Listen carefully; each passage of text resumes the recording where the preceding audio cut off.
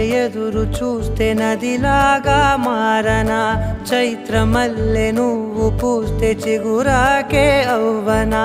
నన్నే వరించే యువరాజును అంట నీ యువరాణి